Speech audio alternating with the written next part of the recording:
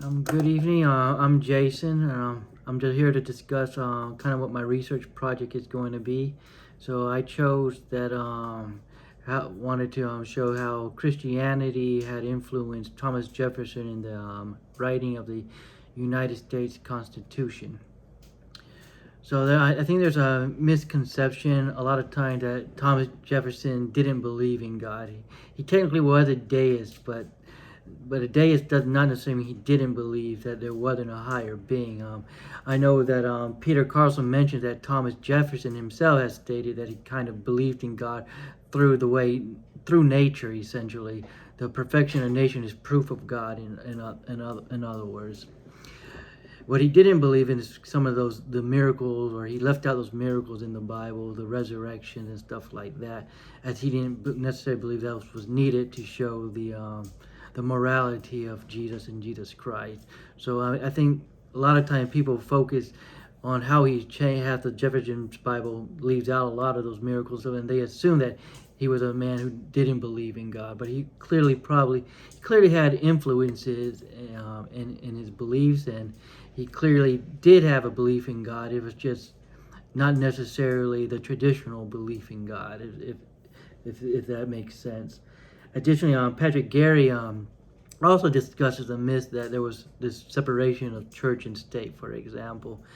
Thomas Jefferson, he mentioned, actually, he supported prayer services at the University of Virginia. He actually supported that. This all goes back to some of his influences with actual Christian groups, and especially in the awakening movements, in which they were supporting freedom of religion. So he was very big in that, and that's including prayers as goals. So again, he definitely, that shows that he has some Christian influences.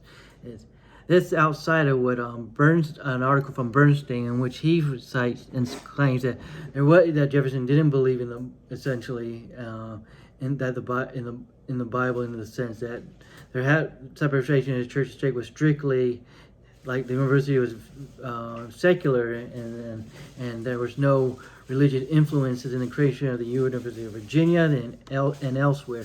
But that does not seem to be the case. Also, my research topic, I want to explore why do some of the individuals like R.B. Bernstein kind of leave out the mention of what Patrick Gary mentions, for example, that hey, he does shows that hey, he supported prayer at a public university, at the University of Virginia, despite what Bernstein claims in his article. So I think I think what happens is a lot of people gets hyper focused on certain aspects of Thomas Jefferson, and they allow their biases to interfere. My research paper, I'm hoping, will try to be as objective as possible to not only show that yes, he was a deist, he has certain beliefs, of course, between separation of religion and the state, but he also doesn't mean he necessarily was not influenced at all from or separate from the ideals of religion and religious freedom, and that those ideals essentially did influence him in some ways in writing the Constitution. Thank you. I hope you appreciate my video. And have a good night. Thank you. Bye.